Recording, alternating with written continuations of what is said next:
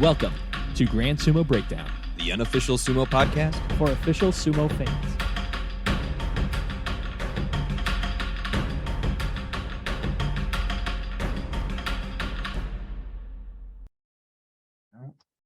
Just say it, Flair. Get it out of the way.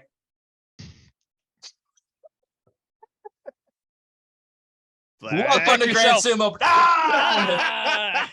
Ryan, you fool! He was waiting for me. It was a game of chicken I was always going to lose. Welcome to Grand Sumo Breakdown. This is Ryan. This is Jake. This is Flair. This is Mac. And Nice of us to get it off the rails before we even found the right. rails. We never even on the rails. We haven't been on the rails for at least 3 years, so I don't know what you're That's talking true. about. Yeah. This is our Kyushu Midway episode. We have spoilers through day 8. So as always, if you haven't watched day 8, now's your chance to pause and watch that before picking back up with that. But before we talk about anything that happened in Japan with their sumo, Jake, you were down in Houston this past weekend, helping out with a tournament down there. Tell us how that went and what all went down. It was a beautiful shit show. Absolutely nothing within the control of the organizers of the tournament or anything, but this was the Houston Open, which was taking place. It's a sumo tournament at the Tokyo Night Festival event, which was at a venue, and the venue is the problem, not the event, and certainly not the sumo. So people. it's the venue's fault. Yes, Actually, Texas. yes. So Texas the was first the problem. it was Texas, yeah. So the first venue got shut down because they didn't bother with code. Oh, geez. Like a couple weeks before the event. So that was shit show number 1. Then we arrive at the backup venue, which is kind of like a field in the middle of nowhere. And it's like, all right, well, this is fine, especially considering how quickly we strap this together. And we get pretty much everything set up Friday. We're going to be doing a demo later. It's like, all right, this is fine. This will work. And then it rains like 2 inches. Oh, geez. So while we were there in the mid-afternoon, it rains a shitload. And we have to carry all of our junk through the mud while it's still raining to pack everything back up. And so Friday night is just a loss. They had to close down the festival itself because the venue was just flooded and muddy. Oh, and then the next morning, Saturday morning, Quick the day of question the tournament. before we move on. Was there any mud sumo that happened at all? Was there maybe one person who okay. We were still Interesting. hours out from when we would have done the demo. So it was really just it was me and Shogeki Sumo's Nick Tan and Jacob DeCastro. Shout out to Jacob for helping me afford the trip by giving me a place to stay. But either way, so it was just a mess. And then the next morning we find out that it's still too muddy. They can't do anything at the venue at all. Nick absolutely nailed it and found us an MMA gym that we could still host the tournament. Especially with all the people coming to town for a Saturday night tournament, we have to find something that will happen, or some way to make a sumo tournament happen on Saturday night, right? So he found an MMA gym that would host us, and it worked out just fine. We didn't get the crowd or the merch sales that we were hoping for, but the tournament itself happened and was awesome. You can find video of that on our YouTube channel, the Grand Sumo Breakdown YouTube channel. I won't do spoilers of the whole event, but there's a very promising newcomer in the women's division, who's actually the one who helped us get the venue. It was her gym. And then in the men's division, there was some excellent matches. It was overall the tournament itself. Just go watch it. You know what amateur sumo tournaments are like. They're super fun. I don't need to gush about Very that. fast paced. Yes. But big shout outs to the other people who helped out, including Shogeki's, I already mentioned Nick and Jacob, but Paul was huge in helping us out there, getting equipment moved around and stuff. Matt and Sabrina from Sumo Punks were there. Sabrina was my partner on the broadcast. With all the last minute stuff, it's kind of hard to hear our audio on the broadcast. So that was just a bummer. I'm kind of annoyed about that. I'm not sure if there's a way I can fix it in post here, but either way, it was a blast getting to see most of the Texas crowd, and all in all, for the hand that we were dealt, it was as good as it could be. So yeah, Nick Tan in particular, the head of Shogeki Sumo, absolutely crushed it. So Yeah. Awesome. yeah, go watch that on our YouTube. And there will be a bonus episode. We're going to talk to Nate Hudson out of Tennessee Sumo. That'll be out in the next couple days. Me and Mac are going to talk to him because this was his first actual tournament after a couple months. I don't think it's been a year yet that he's been doing sumo, kind of mostly on his own, just like, starting a club from nothing, and has also been getting a high school club set up in Nashville. Oh, cool. So Yes. it's Yes. actually, Yes. awesome. yeah, it's very cool. We'll get a lot more info on that in the next couple days here. But yeah, next one coming up, Ronin Sumo Tournament, December 3rd. Keep an eye out for that one. All right. And before we move into the Grand Sumo, we have some compliments to hand out to our fine patrons. If you want to help support the podcast, you can sign up to be a Grand Sumo Breakdown patron at Patreon. $1 level, you are able to get a compliment once per basho. And if you sign up to $3 level, you send us a question.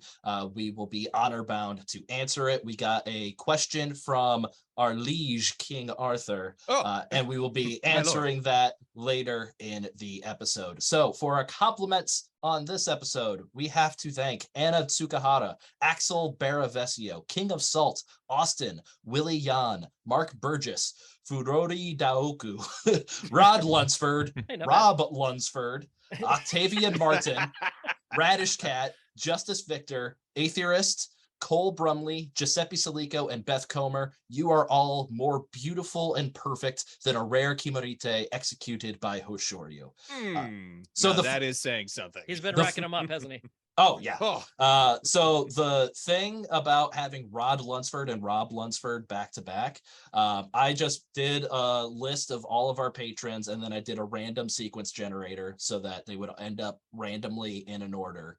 And the random sequence generator put those two back to back. It's destiny. It's destiny. You can't mess with that. Oh, there will be a face-to-face battle at some point in the future. I am sure of it. I hope that they look identical, except for Rob with a B as in Bravo has a Snidely Whiplash mustache. Yes. Ooh. But let's talk about the Grand Sumo, because the sumo has been grand so far.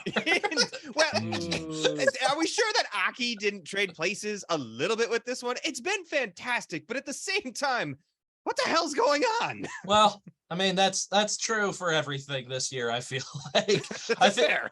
I think Aki might still have the wacky title, because I think when we were looking at the Yusha race at the Midway, there wasn't a Sekiwake Rikshi or a Sanyaku Rikshi within 2 wins of the lead. That's true. That is true. And at least now, when we start with the Yusha race, tied for the lead at 7-1, we start with a Sanyaku Rikshi. That being the aforementioned Hoshoryu and Hoshoryu's amazing bag of tricks. So far this basho, he has busted out a Tsukiyotoshi, a Hikake, which is an arm-grabbing force out, a Yorikiri, the Kawazugake, which hadn't been seen in the top division for 10 years, a hooking backward counter throw, or if you're a fan of professional wrestling, the side Russian leg sweep. Yes. Damn it, I had that in my notes. Yeah. As soon as I said that, I'm like, oh my Is that a God. Russian leg sweep? What on earth? Yeah. He's also had a Totati armbar throw and a Sotogake, the outside leg trip. And we see the Sotogake a lot from Hoshoryu. He attempted it again today against Tobizaru. He ended up winning. I think that was an Uwatanage win for Yeah, it was an Hoshoryu Uwatanage. today. But his usage rate for the Sotogake Kimarite is 6%. The overall usage rate in all of sumo is 0.3%. Oh, geez. So Hoshoryu is using that at an unbefore-seen level, unseen before level. Yes, very effectively. Yeah. Similar ratio for the Uchigake, which is the same thing. The Soto is the outside leg trip. Uchigake is the inside. So similar techniques, similar, at least from like the outside, they look like the same type of thing. So it's basically just saying he's effing around with the legs at a unprecedented rate. Yeah. And it's super effective. It has been this basho. This has been, I would say, far and away Hoshoryu's most impressive week of sumo that we have probably ever seen from him. Is there anything you guys are noticing that he's doing different this time that is leading to this great record, or what's going on with Hoshoryu this time that's different from the past? I think in this one, he's remaining more calm.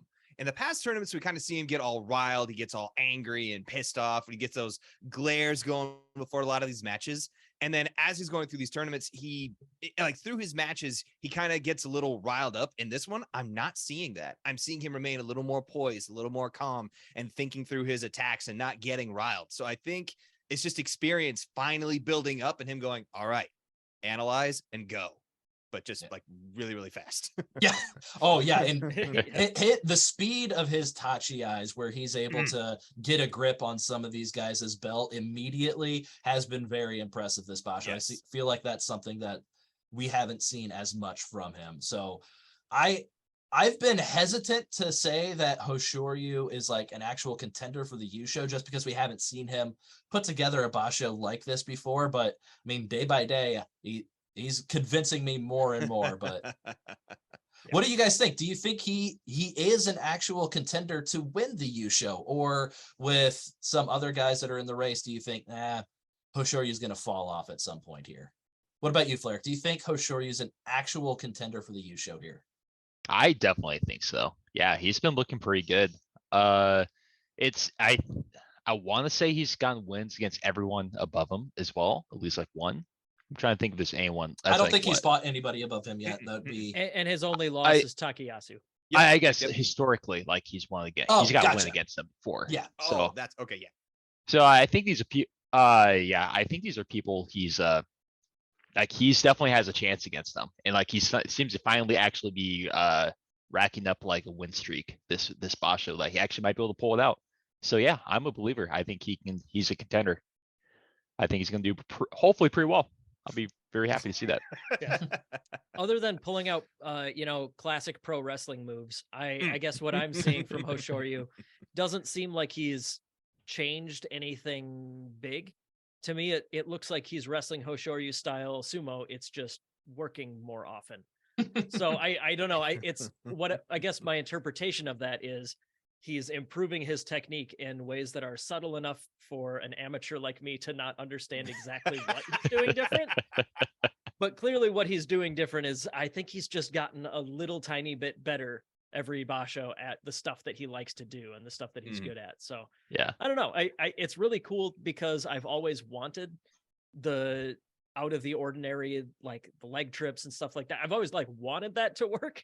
So Yeah. it's fun. It's fun watching him do it very well and See them have good actually results. work. Yeah. It seemed like when he was lower on the Bansuke in Makauchi, we saw a lot more of like those leg trips and stuff like that. And then as he got higher up in the Bansuke, he kind of got away from doing that as much. We weren't seeing it as much. And I think kind of what you're saying, Jake, he's just gotten more experience up here. He knows he's gotten a little bit better. He's only 23. He's still getting bigger. He's still getting better. And he's more comfortable, I think, pulling those moves out than he was before.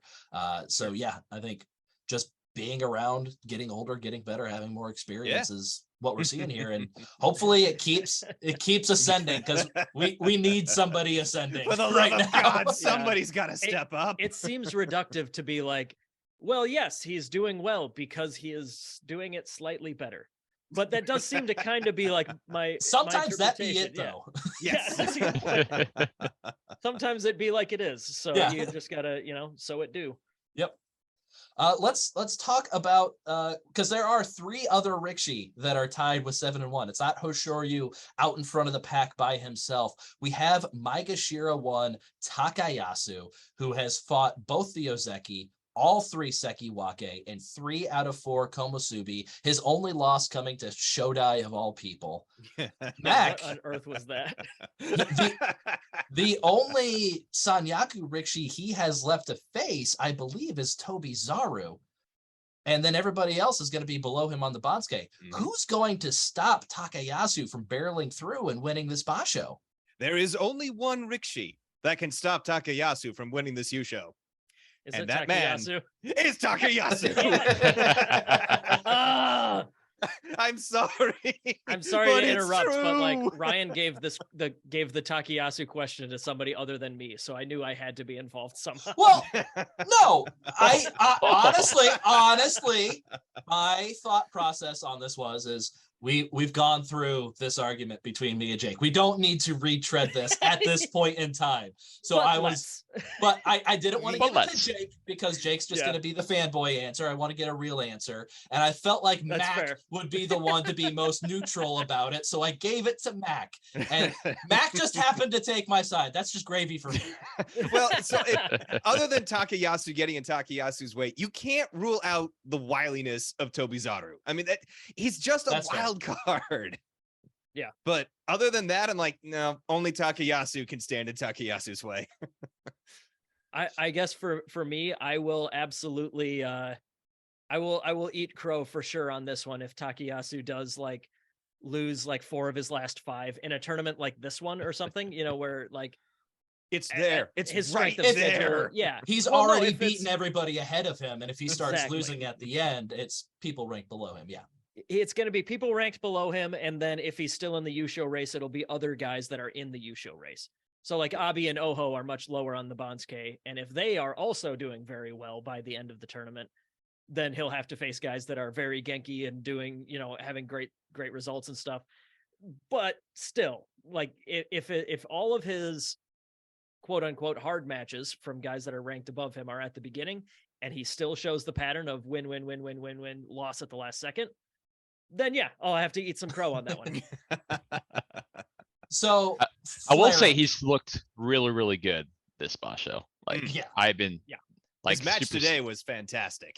For Yeah. me, he has like Hoshoryu has busted out these amazing Kimarite, and he's won 7 matches with 7 different techniques, but he's been shaky in a few of them. Some of those he just kind of the other guy kind of like beat themselves, or he pulled out something at the very end. Takayasu has dominated everybody except somehow Shodai. Yeah, what the hell? Yeah. But Takayasu has been like the powerful charge that like he had when we first started watching sumo. Yeah. Then he got hurt for a long time. And I feel like, Takayasu of old. yeah, I feel like we're seeing Ozeki Takayasu right now. And to me, he's been the best Rikishi in this Basho.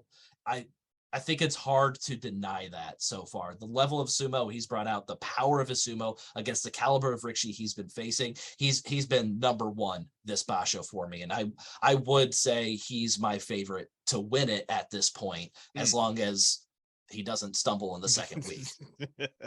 Unless there is some magical curse that up until now has been explicable. Yeah. Oh man. But we do have 2 more tied for the lead at 7-1 right now. Fleric, you mentioned one of them. Abi, will he be able to maintain his current pace through week 2? He's been down at Maegashira 9. He's been facing people, I think his highest ranked competition, probably like Maegashira 6, Maegashira 5. When he starts facing these tougher competitors, if he's in the Yusha race, faces Takayasu, jumps up and faces Hoshoryu, is Abi going to be able to maintain this pace through week 2 if he's in the Yusha race? It is. I guess it's kind of tough to say because it's kind of almost a flip a coin, I feel, between him and like probably Takayasu, but he might be a little bit more of my favorite simply because he's gonna have a weaker schedule for a couple more days.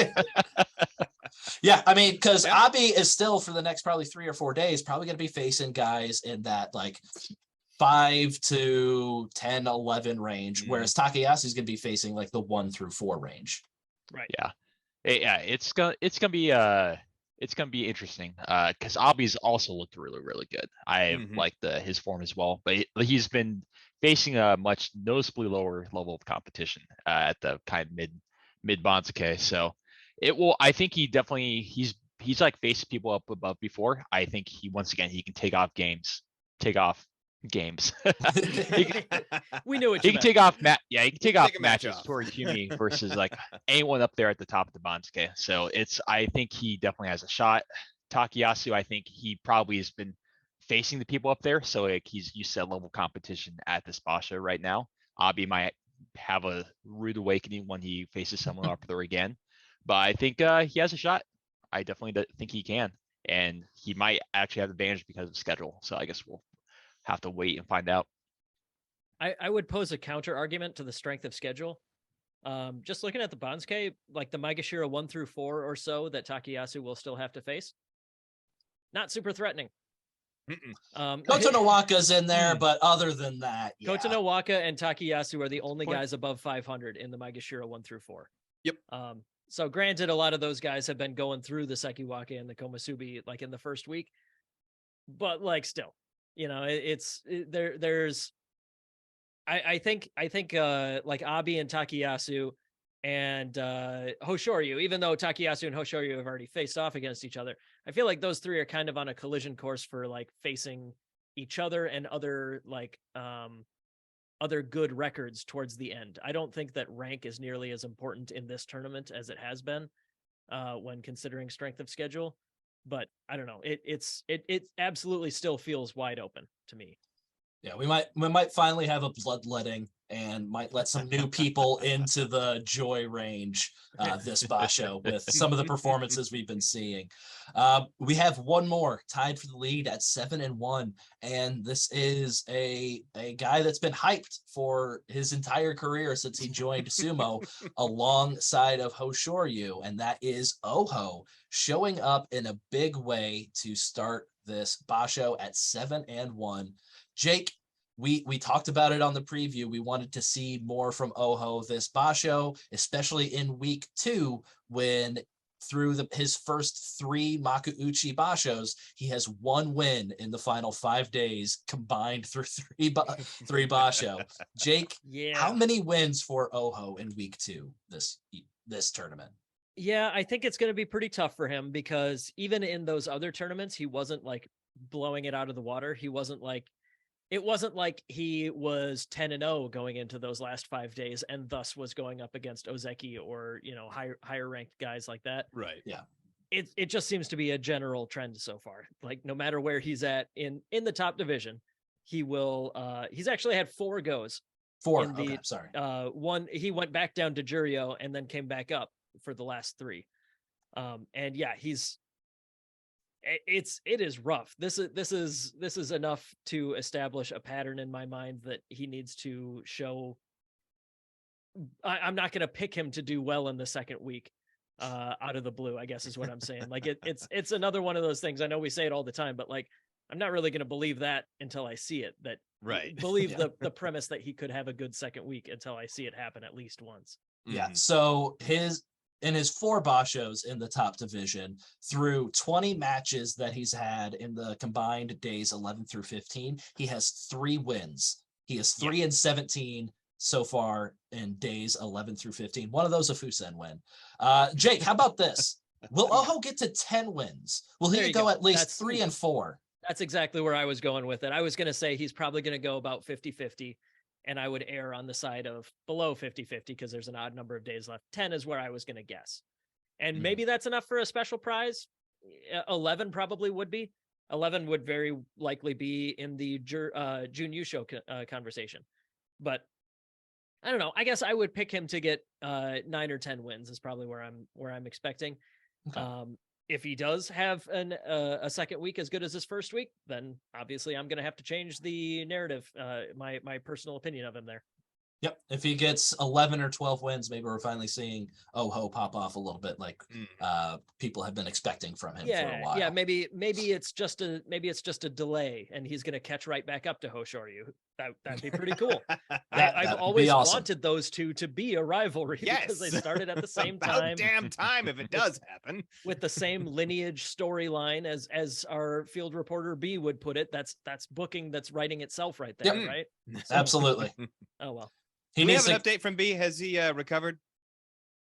He's alive. Okay, all right, that's good enough. We just want to know he's alive. Yeah, he's still cashing his checks. He always does that. That's for sure. Okay, he's fine then. He's fine. Quit your belly aching, B.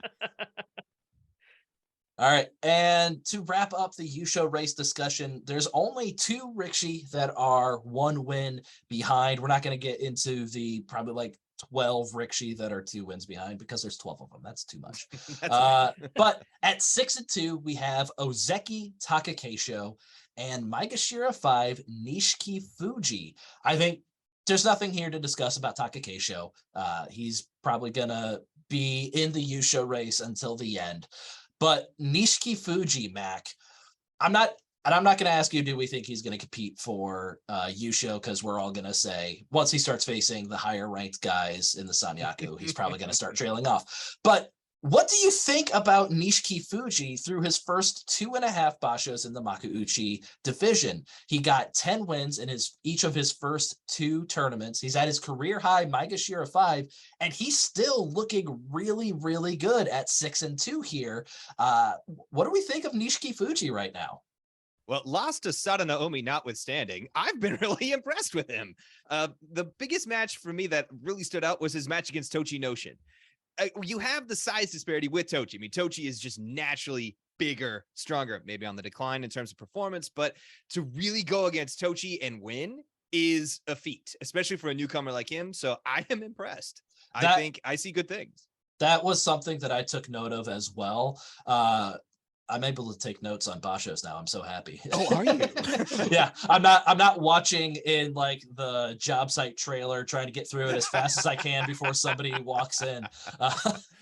But something I wrote down in my notes is like, it's weird that in a match between Tochi Noshin and Nishiki Fuji, when it became a belt battle, I'm like, oh, yes! Nishiki Fuji's got this. Like, I had the confidence in Nishiki Fuji to take that over Tochi Noshin in a belt battle. And I think that it says something about Nishiki Fuji. It also says something about where Tochi Noshin is right now, Exactly. 4 years ago, if that match had happened, Nishiki Fuji would have been Sudidashi'd out of Totally. off the dojo. Yeah, kicking his legs like a wee baby. Yeah, Wee baby Enho.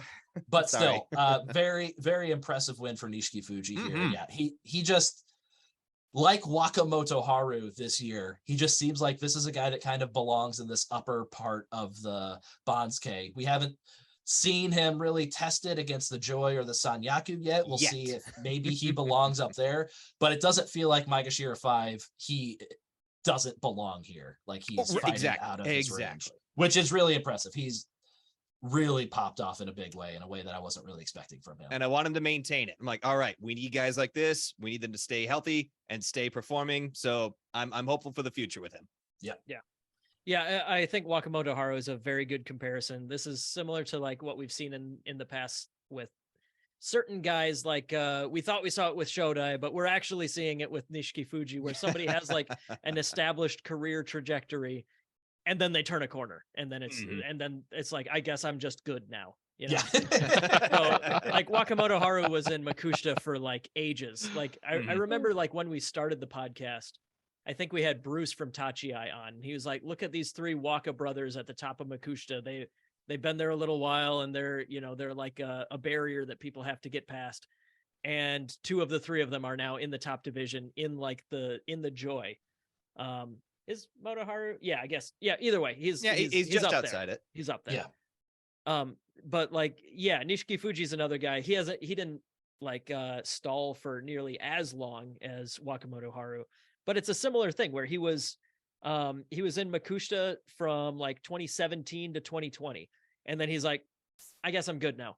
Won a Makushita Yusho, then a 5-2, and then he spent about a year and a half, maybe 2 years in Juryo, and then just turned another corner. And from Juryo 6, he went 11-4. He's like, I guess I'm top division now. I guess I'm this good. He's had double-digit wins, albeit one in Juryo, the past 3 tournaments, and he's on pace to get double digits for his 3rd straight time in Makuuchi, which I think would join Onosho as the only 2 Rikishi to have double-digit wins in their first 3 tournaments. In the GSB era, right? Or is that at least in the GSB era? But it pretty close to all time. I'll have to do the research on that if he gets there. If he doesn't get there, I will have to call this out every time we talk about Nishiki Fuji. But in July, he went 10-5. He got 3 Fusen wins. That was a win's a win. Yep. But the way he's been performing, who's to say those all wouldn't have been wins anyway? True. That's absolutely fair. But it is fair to point out 3 of those. You have to. He still got the special prize for it, James. Yes, he did. He still did get the Kanto show. Yep. Okay, so those are the Rikishi we're going to be looking at to win the Yusho, most likely coming across week 2. In the pack that's 2 wins behind, I still would not be shocked at all if this ended up being a 12-3 Yusho race. Ooh. And in that case, we know Wakataka Kage's a week 2 kind of guy. I wouldn't put it past him. He'd have to win out. to be in the Yusha race, but I wouldn't put it past him to be able to get at least close to that and maybe factor into the Yusha race a little bit. Everybody else, probably not. But let's he just glances over like, yeah, probably not. So something we talked about a lot on the preview episode for this Basho is how many Ozeki are we going to have in January? We've seen 1 week of action, so we've got a little more information to base our predictions off of. So I just want to go through everybody real quick. Shodai is Kadoban. He needs 8 wins to clear his to maintain his Ozeki rank. Jesus Christ. He is it's currently it's hard to say. Yeah, he's currently sitting at 4-4. He needs to go 4-3 in week 2 to get his Ozeki rank. Is he going to do it? Jake, will Shodai clear Kadoban? Yes, because it's just what we deserve. Yep. Fleric, you got any reason to believe Shodai's not going to eke out a 8-7 record here? Nope. Jake got right. It's what we deserve. And I need to see Shodai go undefeated. Oh, come on. I need him to get 11-4. I want the pattern to continue so bad.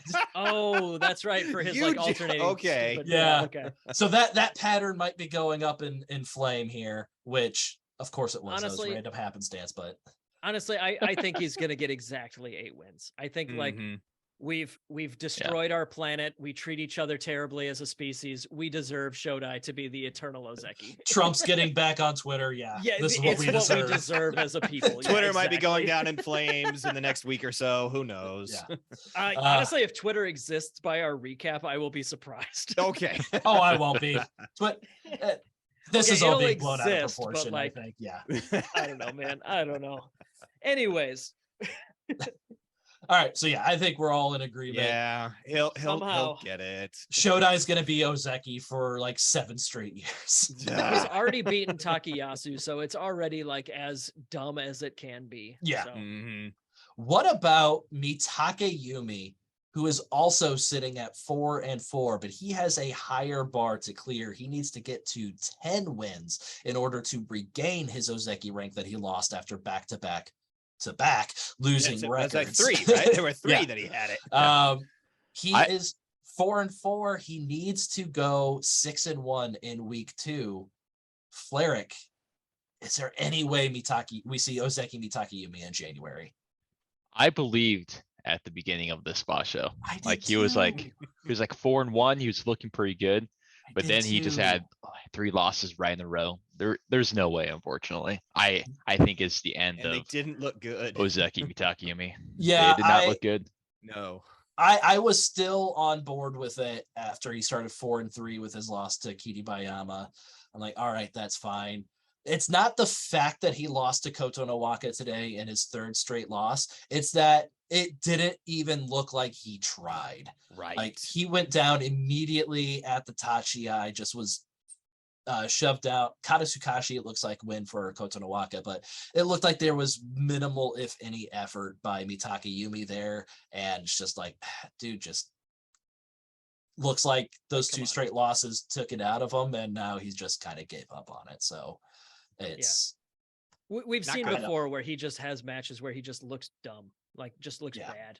Mm. oh It happens once or twice a tournament, but he can only afford to have one more of them. So, Right. Yeah, I don't his know. first loss this Basho was to Daisho, and they were kind of getting in a back and forth push separate kind of Mhm. battle. And Mitake Yumi, like, it was the most obvious forward thrust attempt that I've ever seen from a Rikshi. Like, you could see his whole body wind up for like an entire second. Telegraphed it. And Daisho just sidestepped him and knocked him down. And I don't know why, it just stuck out to me because, like, I could see his whole body just winding up, ready to go for the shove.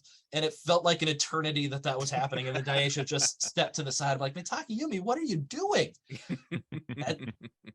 And then it was like, his next 2 matches were against Ura and Tobizaru, guys that you can't do that to because they're gonna No. do that to you. And Mitake, I gave Mitake Yumi credit because he was very conservative in his Tachi eyes. Like if there was separation in the match, he wasn't the one initiating anything. I'm like, okay, he learned from this. He's going to keep moving forward. All right, good job. And then he's lost 3 straight after those matches. So I don't get it. Like even Daisho is pretty laterally mobile, and Mitakayumi, like, yeah, he's you always want to be moving forwards, but like if the match turns chaotic, Mitakayumi, make them move you. You're much bigger than those guys. Like if they're swinging around, if you can't get a hold of them, like you shouldn't like just take one huge plunge and inevitably miss. Like, come on. Yeah. And then the last person. So right now we're sitting at, we think we're going to have 2 Ozeki in the next Basho. Shodai, yes. Mitakayumi, no. Wakataka Kage, we talked about it. It was a pipe dream. It's probably already gone for him at this point. Oh, do have to point out, we were talking about Wakataka Kage's potential Ozeki run here as 8, 11, and 13, get him to 33 wins over 3 Basho. Was pointed out multiple times on Twitter. Our math might have been bad a little bit on that. That would have gotten him to 32 wins over 3 Basho. He would need to get 14 wins this tournament in order to get to 33. Sitting at 5 and 3, that's going to be very difficult for him to do. But do we think Wakataka Kage wins out in week? Is there any chance Wakataka Kage wins out in week 2?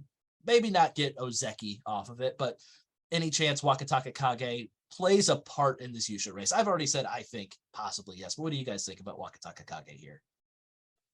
I think to me it depends on who he's still got to face, because he hasn't faced Hoshoryu yet. I think that's a big one. That's gonna be fun. I'm looking forward to that match. I think so. Yeah, with both of those guys really coming into their own recently, and especially this tournament with Hoshoryu. With Hoshoryu on form, absolutely. But either way, that's a match that hasn't happened yet. I think that one is going to be very important to the Yusho race. And obviously to Wakataka Kage's Ozeki hopes. But like, yeah, I don't see him winning out entirely. I just don't think that it's with the way that he's been wrestling. None of his losses are bad, but I just don't see that with taking 3 already. I don't see him in the form that he can not take another, like even one more would basically completely eliminate him. And I just don't think that he can do that. Yeah. It looks like between the 2 Ozeki that are out there, Shodai's got his number, but he's got Takakeisho's number. So there's a possibility, not that great, but there's a possibility he could do it. I'm also very intrigued by the Wakataka Kage Takakeisho match. I want to see if any bad blood spills over. Evil Takakeisho has been on his best behavior so far this Basho. I don't think anybody can complain about anything Takakeisho's done, and people are always looking to complain about something Takakeisho did. So he's been on his best behavior. I want to see if some of those like haymaker slaps that he reserved for Koto no Waka in the last Basho, maybe those come out for Wakataka Kage. Or maybe there's a revenge Hanka coming in that match. It's probably going to amount to nothing. It's probably going to be straightforward sumo, but I'm anticipating it as if they have a blood, what's the phrase I'm looking for? Blood feud? Blood rivalry? Blood feud. There it is. Blood feud. Thank you, Mac. You're welcome. Either way, I hope that somehow there's like a team up or at least like a spiritual partnership going on between Koto no Waka and Wakataka Kage, so we can have the best like Benefer tabloid name ever of Koto no Wakataka Kage, because that would just make my day. I just hope that I hope the narrative provides for me there. It sounds like a weird Jungyo kind of thing that's gonna happen. Ooh, yeah, I could see that. We're gonna do tag team sumo. Carry the beef over to the tours. Yeah, that'd be just Wakataka Kage Takakeisho in a clinch from the back. Koto no Waka charging the ring. And Koto no Wakataka. Damn it! I messed it up. I messed up my own. Koto no Wakataka Kage. Koto no Wakataka Kage. Yes. Yes. Comes out on top. So let's go to the complete opposite side of the coin. We've been talking about Rikishi that have been winning matches. Let's talk about a couple of Rikishi that have not been winning matches. And unfortunately, This hurts my heart. Yesterday, when I wrote this question for Jake, we had 3 Rixie to talk about, but Ura got off the schneid this morning as he beat Ichinojo. This morning for us, yesterday Supari, very real time effective. for them. But Jake, who is going to get their first win this tournament? Is it going to be the 0-8 Takara Fuji or the 0-8 Terutsu Yoshi? It will only happen when they face each other finally. They have both looked so helpless.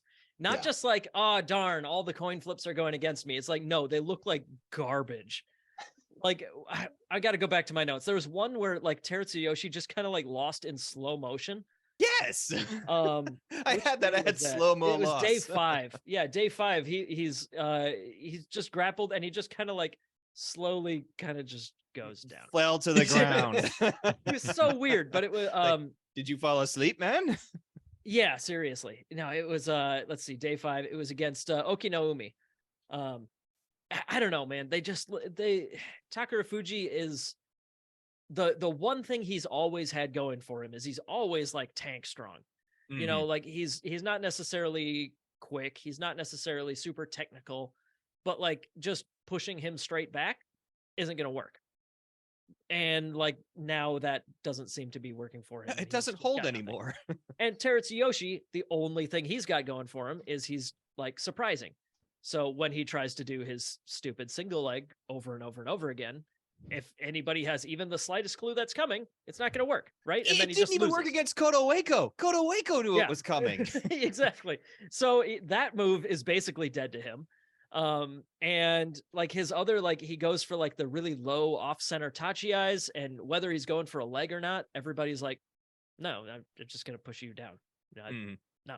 Ataki Komi, we're done. Goodbye. Yep. So they both are, I guess I'm kind of realizing that they're both somewhat one trick ponies, and that one trick is absolutely garbage this time around. It's not working at all. I guess if I had to pick, if they were going up against each other, I'd honestly pick Takara Fuji. I'd go the other way. I'd pick Terutsu Yoshi. I just feel like I'm not going to argue about this one. Like, yeah. Oh my God, I don't care. But it's only going to happen when they face each other. But it will happen when they face each other. I don't see them like maybe somebody will sneak out. Like Azumaryu doesn't seem like he deserves to be at 4-4.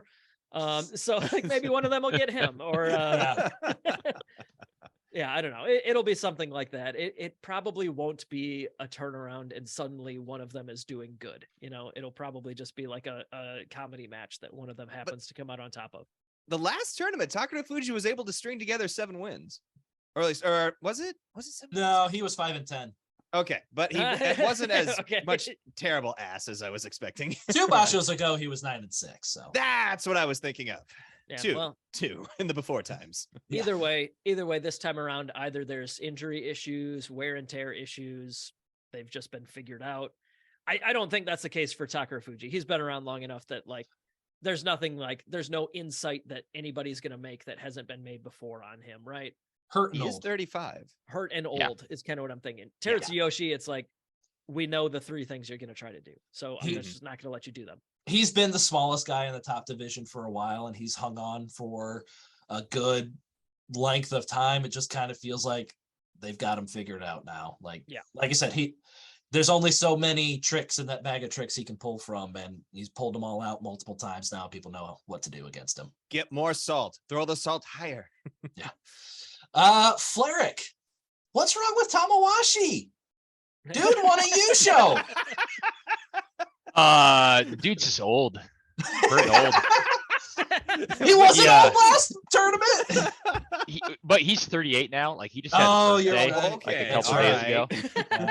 Like everything just goes downhill when she's turning 38. Just like, well, let me. Yeah, it's not looking look good. He's not been looking good at all. Like he's all 1-7. It's just like he used up all of his luck and skill like for the whole entire year on that one boss show. Patterns exist for a reason. Yeah, he KO Ken'd too high of a number. Yes. And he's just toast now. Yeah. I mean, literally Tamawashi went from Yusha winner, 13-2 wins, and now he is one of 4 Rixi that have 1 win or less this tournament. So he'll be 2-13. My Yeah, God. the mirror. The mirror. That, or he just doesn't want to. He doesn't want to like actually be a high rank Rikshi. Well, I watched the NHK preview and they talked with Tamawashi. I think it was Hiro Morita that was talking with him on the NHK preview, and he said like, I prefer to be the chaser. I don't want to be the chased. Like at this point in my career, I'd rather be chasing the guys that are like higher up there. So it might be a somewhat mental thing where he just doesn't care to fight as well from this position. He's won 2 tournaments. Like he's 38 years old. Like I don't need to try too hard, get down a little lower, and then I could be the chaser again. Maybe get a little bit more fire in my belly or something like that. Yeah. But I mean, that makes sense. You see that Yeah. in other sports too. Yeah. Conor McGregor, exact example of Mm. that. He was, absolutely on fire until he gets the belt and then just kind of like fades away and then comes back and loses sometimes and whatever. some people need the chase. Yeah. Mhm. Yeah. Once you're the champion, what do you aim for? Yeah. I mean, he's not going to aim for Hakuho to become the greatest of all time. He's already older than already older. He's been older than Hakuho He's been for older. his whole life, actually. But he's never going to get like that many Yusho. So I don't know. I don't know what I can understand that mindset. Like if he needs a goal, what other goal is there other than like maybe Ozeki, but he's already blown that. So Mhm. Yeah. Yeah. Or just partied too hard after his That's a hell of a hangover. he's got that 2-month hangover. It happens when you turn 38. Yeah. You seen the size of that cup that he's got to drink from? That's a lot of sake, man. Mm-hmm. All right. Is there anybody else that we want to talk about so far this tournament? I think for me, Koto Nowaka is somebody. He started out, it was a rough start for him, 0-3. I think he lost to Takakeisho, Hoshoryu. Don't know who, maybe Shodai. But since then, he's rattled off 5 in a row. Looks like he is poised to do pretty good. Hopefully jump up to the Komosubi rank, finally get into the Sanyaku ranks next Basha. But after a rough start, he's looking like the Koto Nowaka I thought he was. Anybody else have anybody they want to discuss? What the hell is Juryo this time? Yeah. So Aqua hasn't been going for the Kakenage every match, and apparently when he doesn't go for a judo throw every single match, he's good. What? I don't know. I It's don't weird. believe you. But yeah, he's leading the Juryo pack at 7-1. Yeah. Jeez. Followed and one of the guys that's 1 win behind, Tsurugisho. Tsurugisho, I saw somebody on No. Twitter. I saw somebody on Twitter or Reddit say like they need to create a new division for guys like Tsurugisho, Kagayaki, Azumaru, Chiyomaru, who they're too good to be in Juryo and stay in Juryo, but they're also not good enough to be in Makuuchi. Yes. Just combine it. Makuchio? Yeah, just get a 5-guy division where they can just face each other 3 times every tournament and just stay in their land. The wall to Makuuchi. No. You must pass these 5. Yeah, Yeah, they'll be like the Elite Four in Pokemon for Yes. getting out of Elite Juryo. Four. They're the gatekeepers. That's what we'll call them. They're the Yeah. they're the Juryo gatekeepers. I mean, honestly, I think that's the nickname that we just got to put on this level of Yeah. of Yep. guy. I think So let's who's, see. Who do we put in there? We put Tsurugisho. I think we put Kagayaki. yes, agreed. He's on the verge of being a Makuuchi guy, but this past year, definitely Kagayaki. Azumaru, Chiyomaru. Yep. Is there anybody else we put in there? Hidenoumi, Aqua, Aqua would be a good one. Hidenoumi got up once, but he hasn't been Right. back up to but Makuuchi. he didn't look all that great when we saw him visiting this time. Yutakayama would be a gatekeeper, go. I think. Oh, that would be one. Shimano Umi seems to be good enough, but like currently injured, maybe. Yeah, we'll Uh, see if he can get back up to Makuuchi. He was in Makuuchi for years. Like he is that level. I honestly he fell out of Makuuchi with a 7-8, then a 1-14, then a 4-11 in Juryo. I'm pretty positive he's injured, but he's another guy that like at least right now is in Juryo that we would expect to see up higher. Yeah. Mhm. Maybe Tokushoryu, but I think he's probably retiring soon, is my guess. Yeah, he's down at the bottom of Juryo 4-4. I wouldn't be surprised if he's a guy who gets down into Makushita and then calls it. Did you say Chiyomaru? Yep. Chiyomaru. Okay, good. He's a prime gatekeeper. Yeah. He might be gatekeeper prime. Yeah, he's the best of the iffy. Yeah. Oh man. Mac, Flarek, any other guys that you want to shout out after the first week of the tournament? Not now. I'm typing the gatekeepers. I'm making this a division. All right. No, not really. I'll shout out Tommy Fuji, just because I've been enjoying watching his matches. I just want him to do so well. Yeah.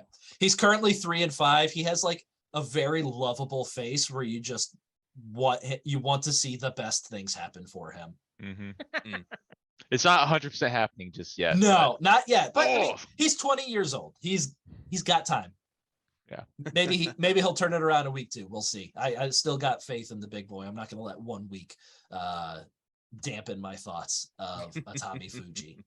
He's still on an absolute A-tier prospect run here. Yeah. Oh, totally. Absolutely. A rough first go in the top division. Yeah, that's fine.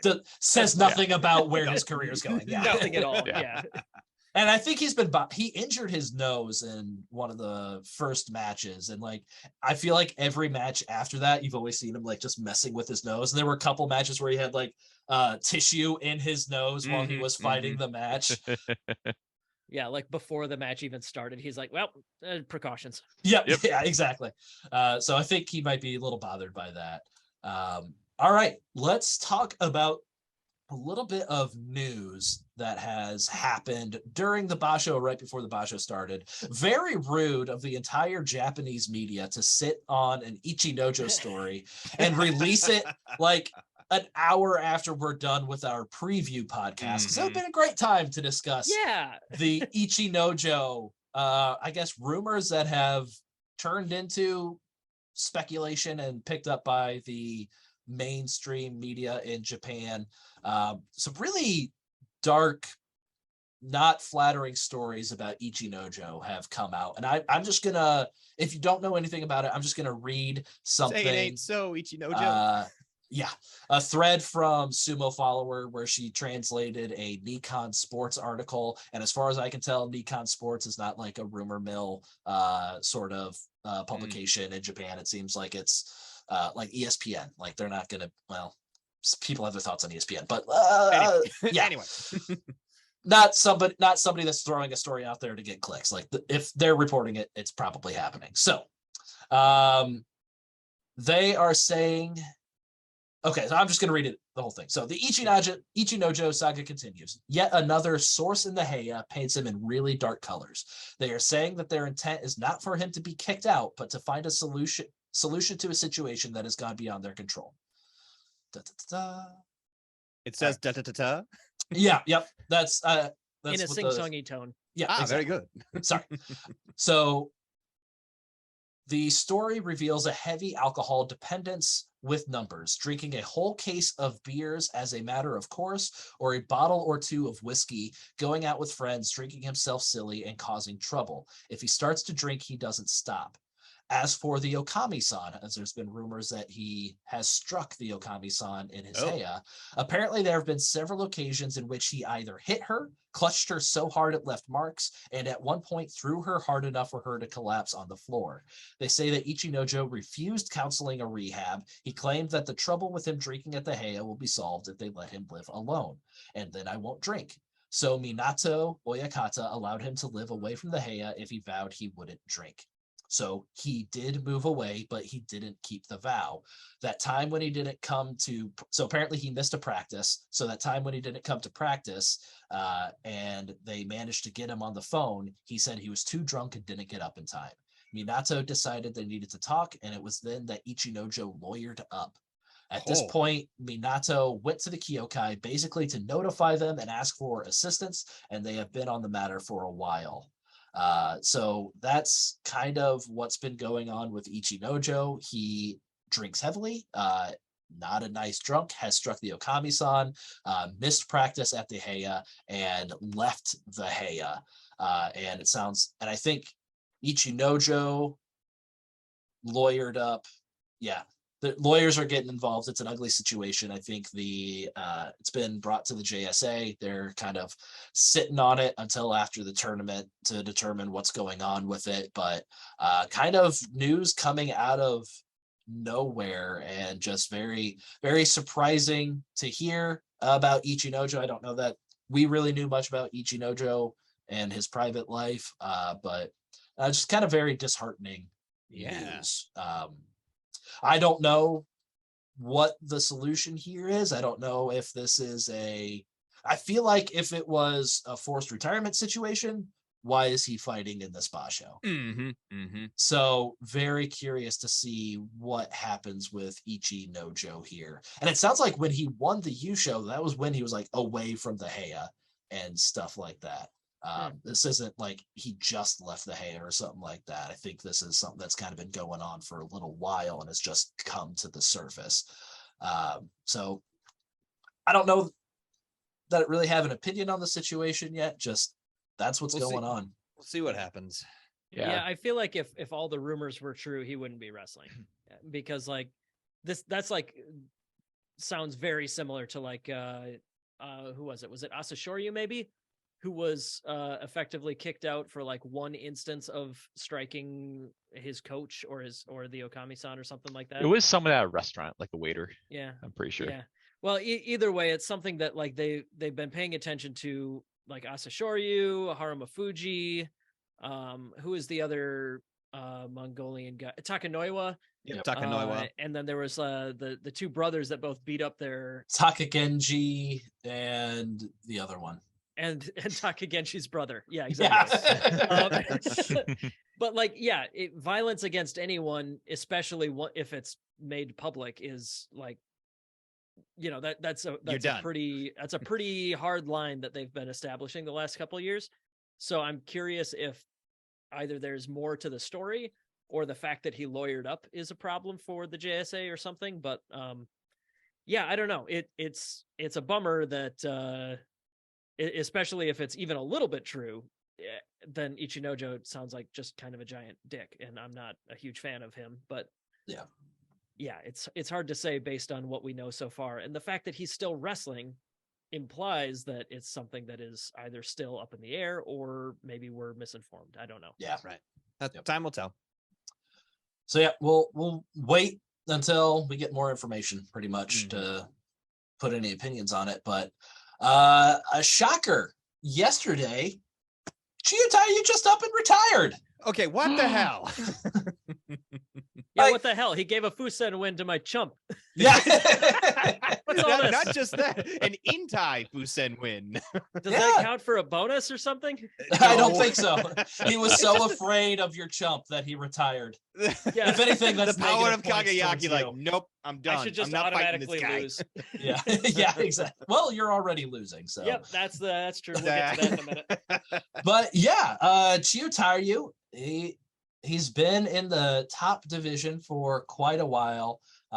He's one of those guys. He debuted at Makushita 15, and he was in the top division 1 year after his debut.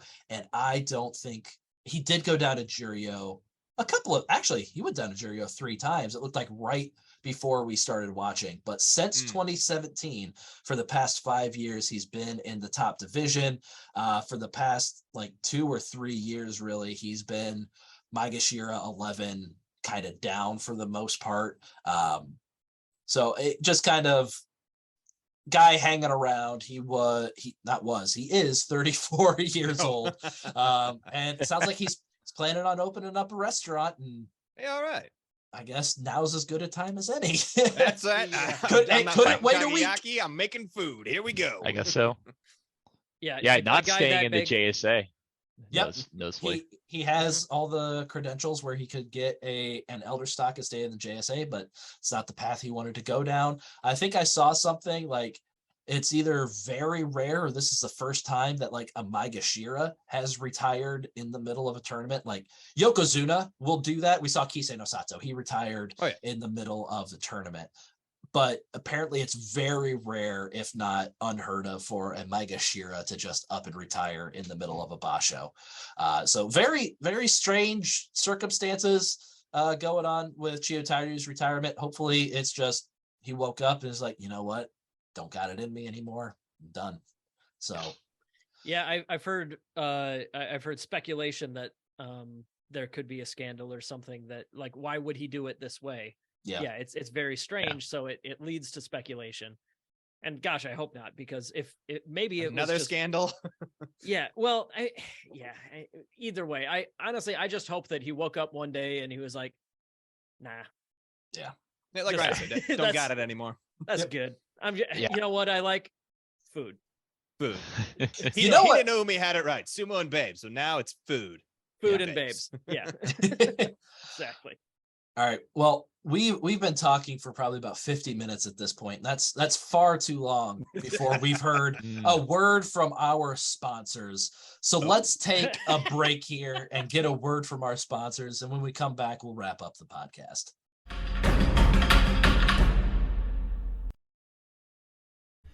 If you enjoy the Grand Sumo Breakdown podcast, you can leave us a 5-star review on Apple Podcasts or your favorite podcast listening service. You can find us on social media, Facebook, Twitter, Instagram. Just search for Grand Sumo Breakdown. Support the show on Patreon and check out our blog, grandsumobreakdown.wordpress.com. If you have any questions, comments, or corrections, drop us a line at grandsumobreakdown@gmail.com or give us a call at 805-613-7866. That's 805-613-SUMO. Also, watch us on YouTube.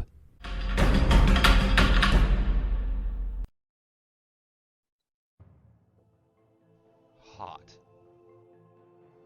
Trippy. Glowing. Musky. Sweating. Savory. Fragrant. Sideburns. Chiyotaru, the new fragrance for Rishi. Order today. So that's why he retired. He's going to be a perfume mogul. Why didn't you tell us you were doing this as a side hustle, man? This There is the are- benefit of you waiting until this morning to do your, ad, isn't it? It all came together. No, there are so many NDAs. I couldn't Yeah. mention anything until right now. Until the Wow. retirement took place, of course. It makes sense. Chiyotaru, you sneaky bastard. Good Lord. Yeah. Buy the new scent at your local Macy's, Chiyotaru by Grand Sumo Breakdown. Yeah. Sideburns. Oh, brilliant. I would buy it for that alone. If I'm thinking, if my mindset is on scent, and the seed word that you give me is sideburns, that's not pleasant. Like But yeah, fragrant, Musky- you are not Musky the target was in audience there. of this. musky. I'm Yeah, just saying, Musky. like, that's at least a normal word you might describe a smell as. But like, Sideburny. That's But what like, makes it's the so scent unique. Chiyotaru though. Exactly. It's the Exactly. It is, sideburn. yeah. That's the selling power. It's like, what does sideburns smell like? I have to Ooh. know. I Yeah. better Not giving buy out free some samples. You perfume. have to buy it to find out. Not perfume. This is a cologne because Sorry, it's, cologne. Yeah. because it's for guys. Is it though? I don't know. Chiyotaru for the ladies. Oh.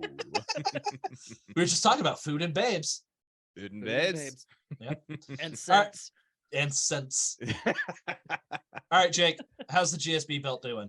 The GSB belt might have some movement finally. Wait, what? Well, I don't know. I said Upward this or at, downward? I've said this at the Midway a couple times in a row now. Yeah. Don't get your hopes up.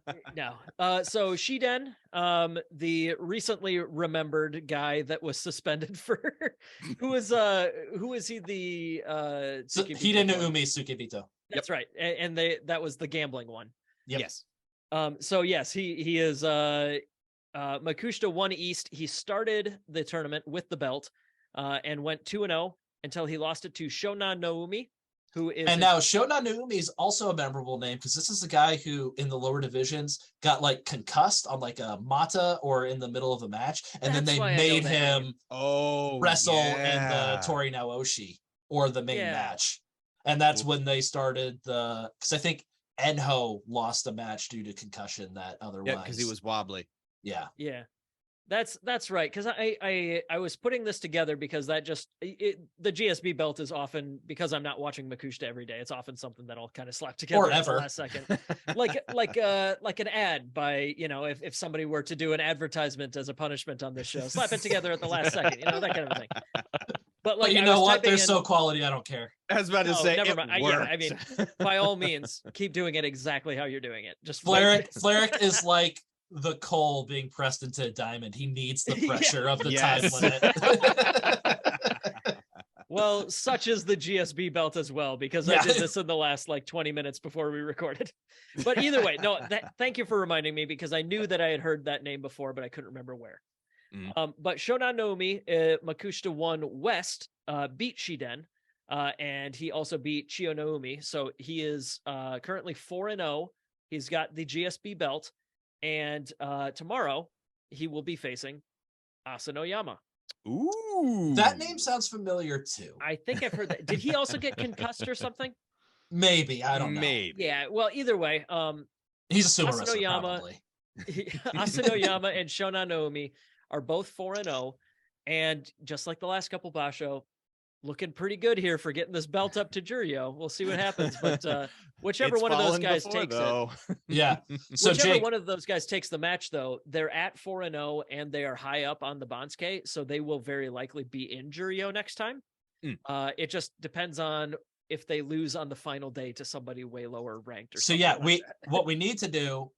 So yeah, it's gonna end up on a undefeated Rikishi Mhm. after day 9, but it's gonna go up against another undefeated Rikishi. And right now, the next highest ranked undefeated Rikishi is Tanabe at Makushita 15. Yep. Which- Talking. An undefeated record from Makushita 15 may or may not be good enough to get up into Juryo. So if the winner of Shonan Naomi versus Asanoyama were to lose one of their final 2 matches, it's likely the belt stays in Makushita. And honestly, kind of here for it. You just enjoy my I- pain. Yes, 100%. Yeah, we've established that. That's not Yes. a revelation. Yeah, But anyways, that's what's likely to happen. I do think it's kind of cool that one of my favorite things about doing the GSB belt is like seeing names pop up again that we've heard before, or seeing a guy make it to the top division that used to be a GSB belt holder. Things like that are always kind of fun to see. So like this current iteration of the belt went through Ryuden on his way back up. It went through guys like Kinbozan that are now up in Juryo. Jake, why don't you Oshoma give up in Juryo. an explanation real quick? If somebody started listening to this podcast recently, what is the GSB? I feel like we got to make sure that we have that on our outline for preview episodes for sure. Yeah, Definitely. But the GSB belt, we started it with the very first match of some arbitrary tournament. We just picked when we were going to start it. And then the very first match of that tournament for this current iteration of the GSB belt was back when Shonan Zakura was still fighting. Yes. So when he lost, inevitably, Byakuen got the belt. and what and basho was this? This is back in Is it here we 19? go, July of 2021. So actually 21. not all that long ago. We've only been Okay. going for slightly more than a year. But basically, Byakuen, he won that match. That was the inaugural GSB belt match. And then anybody who beats him takes the belt. And anybody who beats that guy takes the belt. And we see how long it takes for this belt to make it all the way up to the top of the top division. And how long have we been stuck in Makushita? We have been stuck in Makushita. We actually got up to Juryo at the beginning of one tournament and got bumped back down to Makushita, but I won't consider that a break in the streak. We have been in Makushita for, exactly a year. But is this not the second iteration of the belt? Correct. This is the second iteration of the belt. The first one, we started in Kyushu of 2019. Yep, that's what I was remembering. Yep, and it took until what's the third tournament? May of 2021 for it to get all the way up to Terano Fuji as the Yokozuna. Mhm. So it took about a year and a half, and we are past that now. Yeah, nope. we have eclipsed. And I think it's going to take a good deal longer. But either way, yeah, it's fun to just watch, like, see a couple names. Like the first belt had Ura, Shonan no Umi. Oh, really? Again? Hey! And Chiyono Kuni held the belt for a long time. But a lot of the times you'll see guys that are doing really well will end up collecting the belt on their way back up from an injury or potentially in Asuniyama's case, suspension. Things like that. So it's just a fun thing to track to see how the divisions interact with each other, how the crossover works between them. Purely just a dicking around fun way to do more sumo math. Yes.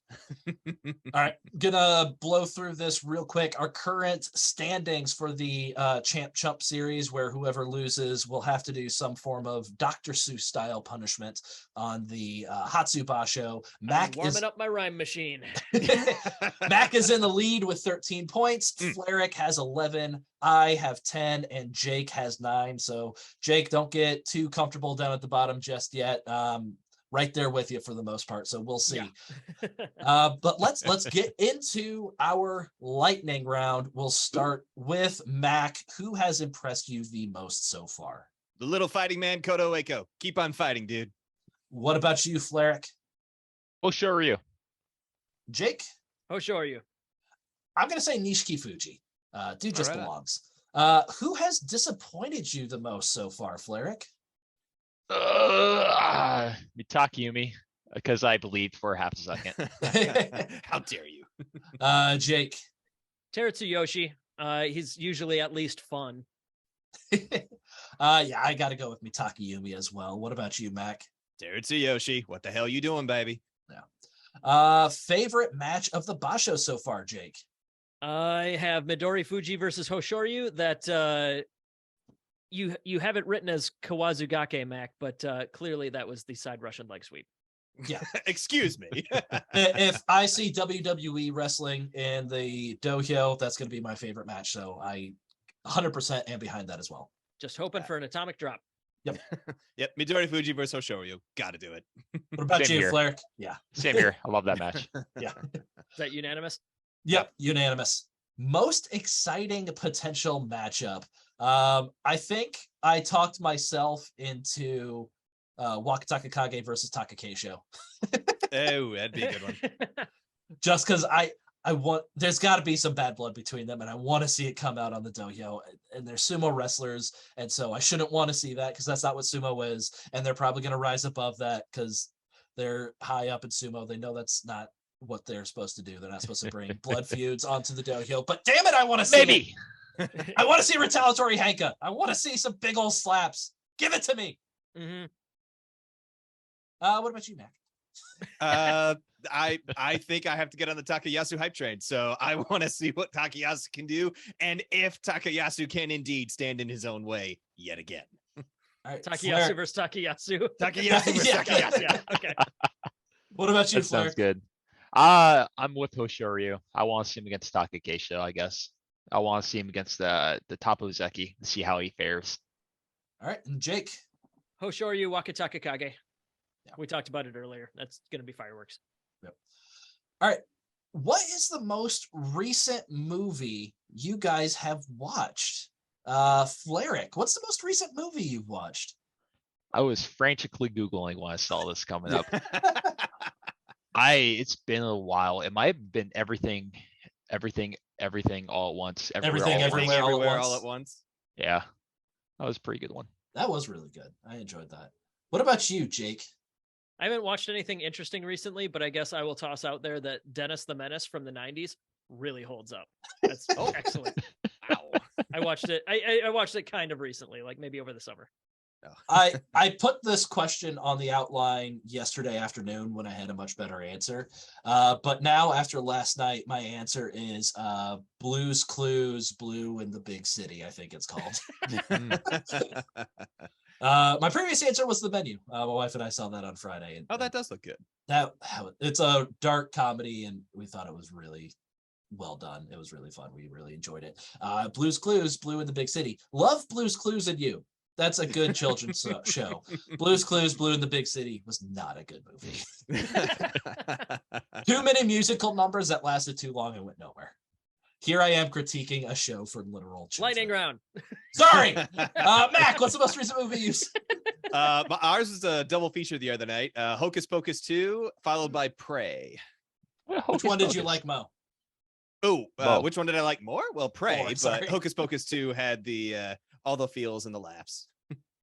Mo, Gabby and I watched Hocus Pocus 2. We enjoyed it for what it was. And that's my. There I'm you like, okay, Yeah. I like it. Most important question: who is going to win it? Theric, Takayasu. Ooh. Jake. Takayasu. I think it's gonna bite me in the ass, but he's looked so damn good.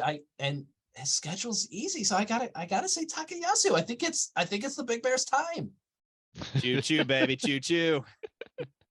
I assume that's the Takayasu hype train. That's the Takayasu hype train. Choo choo. All On right. board. Okay, good. Mac, you do have to clarify because trains do all make almost the same sound. Okay, well, all right. The Just have Takayasu to make hype sure train. that we were talking. Yeah. All right. I think we probably just cursed the man, and I apologize, Jake. But I've been picking him for years. This is on you, not me. I apologize on behalf of the other three of us Yeah. because it's Yeah. on us that we all jumped on the train. This It's podcast. our Or maybe fault. Or maybe I am the one that's cursed, and by picking him, I've caused his Ooh. heartbreak. There it is. All right. Yeah.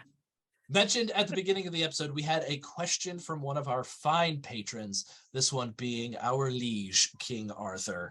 He asked, what was the most successful sumo rookie class? When did most Yokozuna / Ozeki start sumo at the same time? And so diving into it, I was able to find that there were 2 times in history when 4 future Ozeki / Yokozuna debuted in the same basho.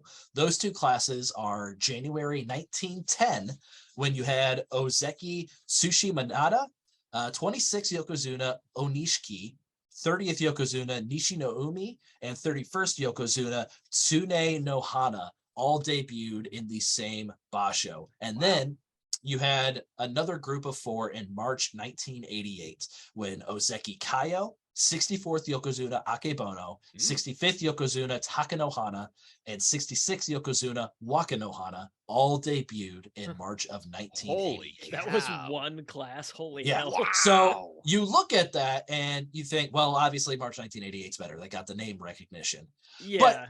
That's because the other class was over 100 years ago. Let's look at what each of those classes did. So the They hadn't even invented toilets yet. Like that's so long. Can we even count that? We will. So the 1910 crew won a total combined 16 Yusho. The 1988 crew won a total combined 43 Yusho. So it seems pretty clear. But I do know enough about numbers to know which number is the bigger one. But wait a But- minute. Hang on. most of the time, the 1910 crew were competing in only 2 basho a year, whereas the That's what I 1988 crew was always fighting in 6 tournaments a year. Only 2 of the Rikishi from 1910 ever wrestled at a time where there were 4 basho in a year. And that was 17 years after their career had started.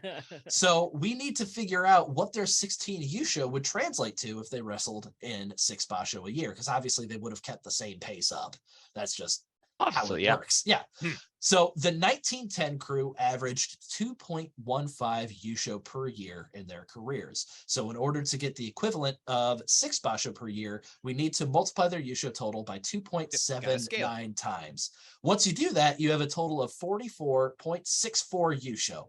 That's 1.64 more Yusho than the 1988 crew, clearly making the 1910 class the best rookie class of all time. Sorry, Takanohana and Akebono, not good enough this time. Yeah, no, it's kind of silly to me. Like I haven't heard of any of those. Like off the top of my head, I don't know any of those names from the 1910 class. Right.